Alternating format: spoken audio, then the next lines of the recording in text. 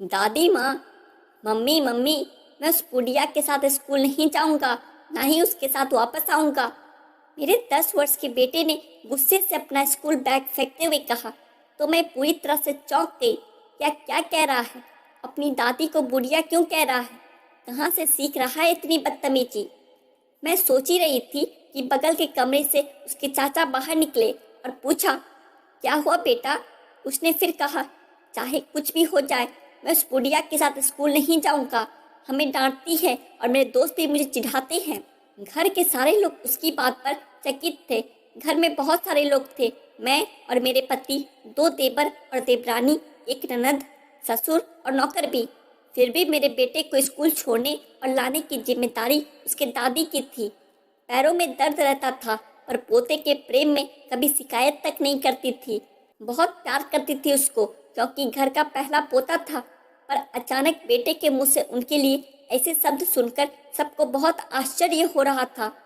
शाम को खाने पर उसे बहुत समझाया क्या, पर वो अपनी जिद पर अड़ा रहा। पति ने तो गुस्से में उसे थप्पड़ भी मार दिया।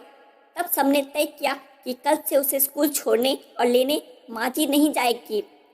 अगले दिन से कोई और उसे लाने ले जाने लगा, पर मेरा मन विचलित रहने लगा कि आखिर उसने ऐसा क्यों किया। मैं उससे कुछ नाराज भी थी। शाम का समय था। मैंने दूध गर्म किया और बेटे को देने के लिए ढूंढने लगी। मैं छत पर पहुंची तो बेटे के मुंह से मेरे बारे में बात करते सुनकर मेरे पैर ठिठक गए। मैं छुपकर उसकी बात सुनने लगी।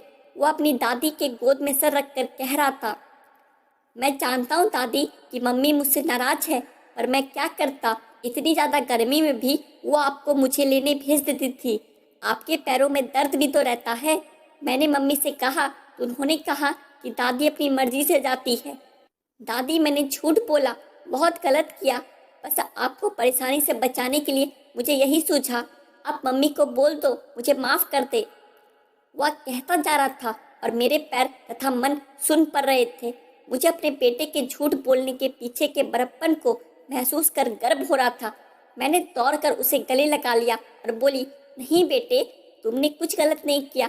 हम सभी पढ़े लिखे ना समझो को समझाने का यही तरीका था। धन्यवाद बेटा।